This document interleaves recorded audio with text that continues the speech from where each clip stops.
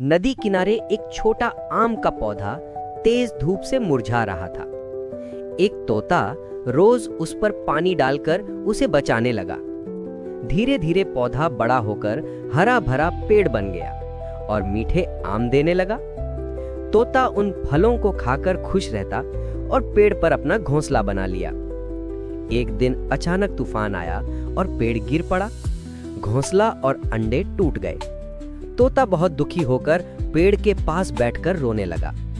मगर कुछ समय बाद वहीं से एक नया आम का पौधा उगाया, जैसे जीवन ने फिर से शुरुआत कर दी हो।